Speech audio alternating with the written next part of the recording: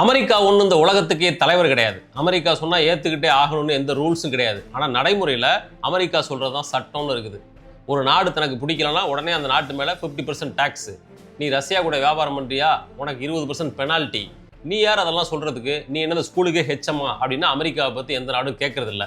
ஏதாச்சும் ஒரு நாடு பிடிக்கலன்னா அவங்க மேலே பொருளாதார தடை விதிக்கிறது, அவங்க கூட அண்ணன் தண்ணி புழங்கக்கூடாதுன்னு அறிவிக்கிறது. உனக்கு அந்த நாடு பிடிக்கலன்னா நீ ஒதுங்கிருந்துக்க, என்ன பிஸ்னஸ் பண்ணக்கூடாதுன்னு சொல்கிறதுக்கு நீ யார் அப்படின்னு பழம்பொருந்திய ரஷ்யா சைனா மாதிரியான நாடுகள் கூட கேட்கறதில்ல. ஏன் கேட்கறதில்ல? அமெரிக்கா கிட்ட அதிகமான விமானப்படை இருக்குது, இராணுவ பலம் இருக்குது, ஜப்பான் மேலே அணுகுண்டெல்லாம் போட்டவங்க அப்படின்ற பயம் காரணமா? நோ, அது கிடையாது. ஒரே ஒரு காரணம், பெட்ரோ டாலர். அதாவது பெட்ரோலோட டாலரோட மதிப்பை இணைச்சிருக்காங்க. அதைத்தான் பெட்ரோ டாலர்னு சொல்கிறாங்க. அந்த டாலர் கரன்சியோட வலிமை மோஸ்ட் பவர்ஃபுல்லாக இருக்கிற ஒரே காரணத்தினால தான் உலகத்தோட இத்தனை நாடுகள் மேலேயும் நாட்டாமதனம் பண்ணிட்டு இருக்குது அமெரிக்கா. அந்த பெட்ரோ டாலரோட வரலாறு என்ன? அது எப்போ எதற்காக உருவாச்சு? இவ்வளவு பவர்ஃபுல்லான டூலாக பெட்ரோ டாலர் எப்படி மாறுனுச்சு? ஒருவேளை பெட்ரோ டாலர் கொலாப்ஸ் ஆணுச்சு அப்படின்னா இந்த உலகம் என்னவா மாறும்? எந்தெந்த நாடுகள்லாம் அதனால் பாதிக்கப்படும்? இந்த வீடியோவில் அதை பற்றி விரிவாக தெளிவாக பார்த்துடலாம். வெல்கம் டு பிடி ரிப்போர்ட்ஸ். நான் உங்கள் பாரதி தம்பி.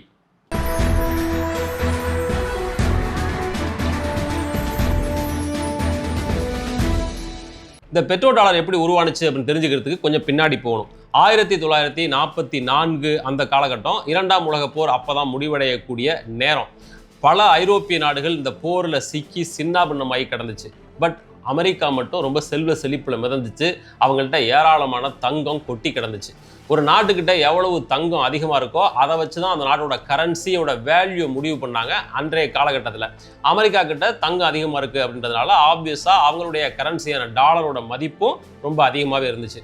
இந்த நிலைமையில் அமெரிக்கா என்ன பண்ணுதுன்னா 44 நாடுகளை சேர்ந்தவங்களை கூப்பிட்டு வச்சு அமெரிக்காவில் ஒரு கூட்டம் நடத்துது. அந்த கூட்டத்தில் இப்போ சர்வதேச வணிகத்துக்கு நாம் தங்கத்தை பயன்படுத்துகிறோம், பிசிக்கலான தங்கத்தை பயன்படுத்துகிறோன்றதுனால கப்பலில் தூக்கிட்டு அலைய வேண்டியதாக இருக்குது. மாறா அதற்கு பதிலாக டாலரை இனிமேல் யூஸ் பண்ணுங்க. 1 அவுன்ஸ் தங்கம் அப்படிங்கிறது $35 சமம் அப்படின்னு நம்ம ஃபிக்ஸ் பண்ணிக்குவோம். எதற்கு இனிமேல் தங்கத்தை தூக்கிட்டு அலையணும்? அதற்கு பதிலாக அந்த டாலரை நீங்கள் ஃபிக்ஸ் பண்ணிக்கிங்க. நீங்கள் உங்கள்கிட்ட இருக்கிற தங்கத்தை எல்லாம் கொண்டு வந்து கொடுத்துட்டு டாலரை வாங்கிக்கிங்க அப்படின்னு அமெரிக்கா ஒரு திட்டத்தை முன்வைக்குது. இதை மற்ற 43 நாடுகளும் ஏற்றுக்குது. ஏன் ஏற்றுக்கிறாங்க அப்படின்னாக்க, அன்றைய காலகட்டத்தில் பல நாடுகள், முக்கியமாக ஐரோப்பிய நாடுகள், இந்த 2வது உலகப் போரில் பாதிக்கப்பட்டு பொருளாதார ரீதியாக சிதைஞ்சு போய் கிடந்தாங்க. அமெரிக்காவுடைய எக்கானமி நல்லா இருந்துச்சு. அப்போவே ஏற்றுமதியில் ரொம்ப ஸ்ட்ராங்காக அந்த நாடு இருந்துச்சு. அவங்களுடைய கரன்சியான டாலர் ரொம்ப ஸ்ட்ராங்காக இருக்குது. தங்க கையிருப்பு அவங்கள்ட்ட வலிமையாக இருக்குது. அப்படின்றதுனால அமெரிக்கா முன் வச்ச இந்த திட்டத்துக்கு மற்ற நாடுகள் ஓகே சொன்னாங்க. உடனே தங்கள்கிட்ட இருந்த தங்கத்தை எல்லாம் கொண்டு போய் கொடுத்து டாலரை வாங்கிக்கிட்டாங்க. இப்படி உருவானது தான் இந்த பெட்ரோ டாலர். கோல்டு ஸ்டாண்டர்ட் அப்படின்னு சொல்லுவாங்க. பெட்ரோ டாலருடைய தொடக்கம் அப்படின்றது இதை தான். அடுத்த 25 வருஷத்துக்கு எல்லாம் நல்லா தான் போயிட்டு இருந்துச்சு. பிரச்சனை எங்கே வருதுன்னா 1960 அமெரிக்கா வியட்நாம் மேலே ஒரு போர் தொடுத்து போகுது. அந்த வார் பல வருஷங்களுக்கு நீடிக்குது. அதில் அமெரிக்காவுக்கு ஏகப்பட்ட பொருளாதார இழப்பு. அதை சமாளிக்கிறதுக்காக அமெரிக்கா டாலரை அச்சடித்து தள்ளுது. அவங்கள்ட்ட எவ்வளவு தங்கம் கையிருப்பு இருக்கோ அதுக்கு தக்கனதான் டாலர் அச்சடிக்கணும். அதுதான் டீல். 1 அவுன்ஸுக்கு $35 அப்படின்றது தான் கணக்கு. அதுக்கு ஒத்துக்கிட்டு தான் இந்த 44 நாடுகளும் அந்த அக்ரிமெண்ட்டில் கையெழுத்து போட்டாங்க. இப்போ அமெரிக்கா தனக்கு தேவைன்னதும் சௌரியத்துக்கு டாலர் அச்சடித்து தள்ளுது அப்படின்னதும் மற்ற நாடுகளுக்கு சந்தேகம் வருது. இதை பற்றி அமெரிக்காட்ட கேட்க ஆரம்பிக்கிறாங்க. பிரான்ஸ் அதிபர் சார்லஸ் டி கோல் ஒருபடி மேலே போய் நியூயார்க்குக்கு ஒரு கப்பல் அனுப்பி வச்சு, நீயும் வேண்டாம், உன் டாலரும் வேண்டாம், நான் கொடுத்த தங்கத்தை திருப்பி கொடு அப்படின்னு ஒரு கேட்க ஆரம்பித்தார். இது அமெரிக்காவுக்கு மிகப்பெரிய ஷாக்கு. இதே போல் எல்லா நாடும் தங்கத்தை திருப்ப கொடு அப்படின்னு கேட்க ஆரம்பித்தாக்க அமெரிக்கா திவாலாயிடும். இதை சமாளிக்க அப்போ அமெரிக்க அதிபராக இருந்த ரிச்சர்ட் நிக்சன் 1971 ஒரு அதிரடியான அறிவிப்பை வெளியிடுறார். இனிமேல் தங்கத்துக்கும் டாலருக்கும் இருந்த லிங்கை கட் பண்ணி விட்டாச்சு. இனிமேல் யாராச்சும் நான் டாலரை கொடுத்துட்றேன், தங்கத்தை திரும்ப கொடு அப்படின்னு கொடுத்தவன்லாம் கேட்டு வராத. நாங்கள் ஆல்ரெடி உங்கள் தங்கத்துக்கு ஈக்குவலாக டாலர்லாம் கொடுத்தாச்சு, கட்டு அப்படின்னு அறிவிக்கிறார். இது உலக நாடுகள் மத்தியில் பயங்கர அதிர்ச்சியை உருவாக்குது. அமெரிக்காவுடைய நம்பகத்தன்மை ஒரு பக்கம் குறையுது. அப்படின்னாக்க இவங்க சொன்னதை நம்பி இருக்கிற தங்கத்தையெல்லாம் சுரண்டி கொண்டு போய் கொடுத்தாக்க கடைசியில் டாலருக்கும் தங்கத்துக்கும் சம்மந்தம் இல்லைன்னு சொல்லிட்டாங்களே அப்படின்னு உலக நாடுகள்லாம் ஷாக் ஆகுது. டாலரோட மதிப்பு மளமளன்னு சரி ஆரம்பிக்குது. இதுவரை காலமும் உலகத்தோட சூப்பர் கரன்சியாக இருந்த டாலருக்கோட மதிப்பு அவ்வளோதான், இனிமேல் டாலர் உலகத்தை ஆள போகிறதில்ல அப்படின்றது போல் எல்லாரும் பேச ஆரம்பித்தாங்க. பட் அமெரிக்கா வேறொரு கணக்கு போட்டுச்சு. டாலர் இவ்வளவு தூரம் பவர்ஃபுல்லாக இருக்கிறதுக்கு காரணம் அமெரிக்காவோட எக்கானமி மட்டும்தான் அப்படின்னு மற்ற நாடுகள் வேணும்னா நம்பியிருக்கலாம். பட் அமெரிக்காவுக்கு என்ன தெளிவாக தெரியும் அப்படின்னாக்க, டாலரை எல்லா காலத்துலேயும் மக்களுக்கு தேவைப்படக்கூடிய அந்த தங்கத்து கூட லிங்க் பண்ணி விட்டுருக்கிறது தான் டாலரோட மதிப்பு அதிகமாக இருக்கிறதுக்கு காரணம் அப்படின்னா அமெரிக்காவுக்கு நல்லா தெரியும். இப்போ தங்கத்துக்கும் டாலருக்கும் இருந்த லிங்க் இப்போ இல்லைன்னு ஆயிடுச்சு. அதனால தான் டாலரோட மதிப்பு சரியுது. உடனே அமெரிக்கா என்ன யோசிக்குதுன்னா, தங்கத்தை போலவே எல்லா காலமும் மக்களுக்கு தேவையாக இருக்கக்கூடிய இன்னொரு ப்ராடக்ட் எது அப்படின்னு தேடுது. அப்போ வாக அவங்க கண்ணுக்கு சிக்கிறது தான் கச்சா எண்ணெய். அந்த காலகட்டத்தில் வளைகுடா நாடுகள் எல்லாத்துலேயுமே கச்சா எண்ணெய் கண்டுபிடிக்கப்பட்டு வெள்ளம் போல கச்சா எண்ணெய் படி பெருக்கெடுத்து ஓடுனுச்சு. எல்லா நாடுகளும் செல்வ செழிப்பில் மிதந்துச்சு. இப்போ அமெரிக்காவுடைய வெளியுறவுத்துறை அமைச்சராக அன்றைய காலகட்டத்தில் இருந்த ஹென்ரி கிஸ்ஸிங்கர் நேராக சவுதிக்கு கிளம்பி போய் சவுதி அப்போ ஆட்சி பண்ண மன்னர் ஃபைசலை சந்திக்கிறார். சந்தித்து, உங்கள்கிட்ட எண்ணெய் வளம் இருக்குது, ஆனால் உங்கள்கிட்ட போதுமான அளவுக்கு ஸ்ட்ராங்கான இராணுவம் இல்லை, பட் எங்கள்கிட்ட நிறைய குண்டு இருக்குது, துப்பாக்கி இருக்குது, ஆயுத பலம் நிறைய இருக்குது, நாங்கள் உங்களுக்கு பாதுகாப்பு தர்றோம், பதிலுக்கு நீங்கள் எங்களுக்கு ஒரு ஃபேவர் பண்ணணும். என்ன ஃபேவரு? நீங்கள் உங்கள் நாட்டில் உற்பத்தி ஆகிற கச்சா எண்ணெயை மற்ற நாடுகளுக்கு வியாபாரம் பண்ணுறீங்கல்ல, அந்த வியாபாரத்தை உங்கள் நாட்டு கரன்சியில் பண்ணக்கூடாது, மாறா அமெரிக்கன் கரன்சியான டாலரில் தான் பண்ணணும், அதுதான் டீல் அப்படின்னு அமெரிக்கா சொல்லுது. சவுதி கொஞ்சம் யோசிக்குது, எப்படி இருந்தாலும் நான் கச்சா எண்ணெயை விற்க தான் போகிறேன், அதை என் நாட்டு கரன்சியில் விற்கிறதுக்கு பதிலாக ஓ நாட்டு கரன்சியில் விற்றாக்க நீ ஓசிலேயே எனக்கு பாதுகாப்பு கொடுப்ப அப்படின்னா இது சூப்பரான டீல் அப்படின்னு அன்னைக்கு மடத்தனமாக சவுதி நினச்சி இந்த அமெரிக்காவோட டீலுக்கு ஒத்துக்குச்சு. சவுதி ஒத்துக்குச்சு அப்படின்னதும் அந்த ஆயில் உற்பத்தி செய்யக்கூடிய ஓப்பக் கண்ட்ரிகள் மற்ற நாடுகள் இருக்கு இல்லையா, அந்த நாடுகளும் வரிசையாக அடுத்தடுத்து ஒத்துக்கிறாங்க. இவங்க எல்லாரும் சேர்ந்து டாலரில் கச்சா எண்ணெயை விற்கிறதுக்கு அக்செப்ட் பண்ணிக்கிட்ட பிறகு இந்த டாலருடைய மதிப்பு கடகடன்னு எகிற ஆரம்பிக்குது. பெட்ரோல் டாலரோட அந்த வணிகம், பெட்ரோல் டாலரோட மதிப்பு இன்னைய வரைக்கும் உச்சத்தில் இருக்குது அப்படின்னாக்க சவுதி அன்னைக்கு உருவாக்கிக்கிட்ட அந்த ஒரு ஒப்பந்தம் தான். ஒருவேளை சவுதி அன்னைக்கு முடியாதுன்னு சொல்லியிருந்தா, எங்கள் நாட்டு கச்சா எண்ணெயை எங்கள் நாட்டு கரன்சியில் விற்றாக்க எங்கள் நாட்டுடைய கரன்சியோட மதிப்பு தானே அதிகரிக்கும், நான் எதுக்கும் ஓன் நாட்டு கரன்சியை நான் டாலரில் விற்கணும், அதெல்லாம் முடியாது அப்படின்னு சவுதி அன்னைக்கு சொல்லியிருந்தா இன்னைக்கு அமெரிக்கா இருக்கக்கூடிய இடத்துல சவுதி இருந்திருக்கும், வளைகுடா நாடுகள் எல்லாம் இருந்திருக்கும். மாறா அன்னைக்கு தங்களுக்கு பாதுகாப்பு வேணுமே அப்படின்னு வேறொரு கோணத்தில் தவறாக அந்த நாடுகள் முடிவெடுத்ததன் காரணமாக இன்னைய வரைக்கும் வளைகுடா நாடுகள் அத்தனையும் அமெரிக்காவுடைய அடிமை நாடுகள் போல இருக்குது. இவர்களுடைய செல்வ செழிப்பு எல்லாத்தையும் பயன்படுத்திக்கிட்டு அமெரிக்கா தன்னுடைய கரன்சியின் மதிப்பை ரொம்ப பவர்ஃபுல்லாக மாற்றி வச்சிருக்கு. அத்தனை நாடுகளும் இன்னைக்கு அமெரிக்காவுடைய ஒரு சொல்லுக்கு கட்டுப்பட்டு நடக்குது அப்படின்னாக்க முழுக்க முழுக்க இந்த டாலருடைய ஆதிக்கம் ரொம்ப ஸ்ட்ராங்காக இருக்கிறதுனால தான். அதை உருவாக்கி கொடுத்தது, அடித்தளம் அமைத்து கொடுத்தது இந்த சவுதின்ற நாடு தான். அப்படி சவுதி கூடவும் மற்ற ஓப்பக் கண்ட்ரிகள் கூடவும் அமெரிக்கா ஏற்படுத்திக்கிட்ட அந்த ஒப்பந்தத்தில் நீங்கள் டாலரில் மட்டும்தான் கச்சா எண்ணெயை விற்கணும் அப்படின்றதோடு அது மட்டும் முடிஞ்சு போகலை. மாறா அப்படி விற்பனை பண்ணி அந்த நாடுகளுக்கு கிடைக்கக்கூடிய லாபம் இருக்கு இல்லையா, மல்டி ட்ரில்லியன் டாலர், அந்த பணத்தை எல்லாத்தையும் அமெரிக்காவுடைய கடன் பத்திரங்களில் ட்ரெஸரி பாண்ட்ஸில் முதலீடு பண்ணணும் அப்படின்றதும் அந்த ஒப்பந்தத்தோட ஒரு பகுதி. அப்போ சவுதிக்கு வரக்கூடிய லாபம் எல்லாம் அமெரிக்காவுடைய கடன் பத்திரங்கள்ல அவங்க முதலீடு பண்ணுவாங்க. அது அமெரிக்காவோட டாலரை இன்னும் வலிமையாக்கும். இப்படிப்பட்ட சூழ்நிலை இருந்ததுனால தான் உலகம் முழுக்க எல்லா நாடுகளும் டாலரை நோக்கி ஓட ஆரம்பித்தாங்க. இன்றைக்கி உலகத்தில் எல்லா நாடுகளுக்கும் கச்சா எண்ணெய் வேணும், பெட்ரோல் வேணும், டீசல் வேணும். இப்போ ஜப்பானுக்கு பெட்ரோல் வேணுமா, டீசல் வேணுமா, அவங்களுக்கு டாலர் வேணும். இந்தியாவுக்கு பெட்ரோல் டீசல் வேணுமா, இந்தியாவுக்கு டாலர் வேணும். இப்படி ஒவ்வொரு நாட்டுக்கும் எரிபொருள் தேவைப்படாத நாடு இன்னைக்கு உலகத்தில் எது இருக்குது? ஸோ எல்லாருக்குமே டாலர் தேவை. அப்படிங்கும்போது டாலருக்கான டிமாண்ட் ரொம்ப ஹெவியாகுது. அமெரிக்கா டாலராக அச்சடித்து தள்ளுது. ஸோ அதனுடைய ஆட்டோமேட்டிக்காக அந்த மதிப்பு அப்படிங்கிறது எப்போவுமே ஹையில் இருக்குது. இதில் அமெரிக்கா அடுத்து உருவாகின இன்னொரு முக்கியமான விஷயங்கிறது ஸ்விஃப்ட் கோடு. இப்போ நம்ம ஒரு நாட்டிலேருந்து இன்னொரு நாட்டுக்கு பணம் அனுப்பணும்னா இந்த ஸ்விஃப்ட் கோடு ரொம்ப ரொம்ப முக்கியம். உலகத்துடைய 80% சர்வதேச நிதி பரிவர்த்தனைகள் இந்த ஸ்விஃப்ட் கோடு அடிப்படையில் தான் நடக்குது. இந்த ஸ்விஃப்ட் கோடை கண்ட்ரோல் பண்ணுறது அமெரிக்கா தான். அதனால தான் தனக்கு ஏதாவது ஒரு நாடு ஆகலைன்னா, ஒரு நாட்டு மேலே பொருளாதார தடை அவங்க விதிக்கிறாங்கன்னா உடனடியாக இந்த ஸ்விஃப்ட் கோடு அப்படின்ற சிஸ்டத்தில் இருந்து அந்த நாட்டை தூக்கி விட்டுருவாங்க. அதுக்கு பிறகு அந்த நாடு எந்த நாட்டு கூடவும் வர்த்தகம் பண்ண முடியாது. ஏற்கனவே பண்ணிகிட்டு இருந்த வியாபாரத்துக்கு மிச்சம் இருக்கிற பணத்தை கூட வாங்க முடியாது. இன்றைக்கி ஈரானுக்கு கூட உலக அளவில் பல நாடுகள் பல மில்லியன் டாலர் பணம் தர வேண்டியிருக்குது. அதெல்லாம் அங்கங்கே முடங்கி போயிடுது. காரணம் அமெரிக்கா விதித்த பொருளாதார தடை காரணமாக அந்த ஸ்விஃப்ட் கோடை அந்த நாடு பயன்படுத்த முடியல. அதனால் வேறு நாடுகளில் அவங்களுடைய பணம் அசட்ஸ் எல்லாம் தேங்கி போய் கிடக்கு. இப்படி உலகத்தில் எத்தனையோ நாடுகள் இருக்குது. இப்படி ஸ்விஃப்ட் கோட் அப்படின்ற ஒரு சிஸ்டத்தை உருவாக்கி அதன் மூலமாக தான் சர்வதேச அளவில் நிதி பரிவர்த்தனைகள் செய்ய முடியும் அப்படின்ற நிலைமையை உருவாக்கி அதையே ஒரு ட்ராப் போல் சிக்க வச்சு தனக்கு வேண்டாதவன் ஆகாதவன் எல்லாத்தையும் அதில் உள்ள விடாமல் விலக்கி வைக்கிறது.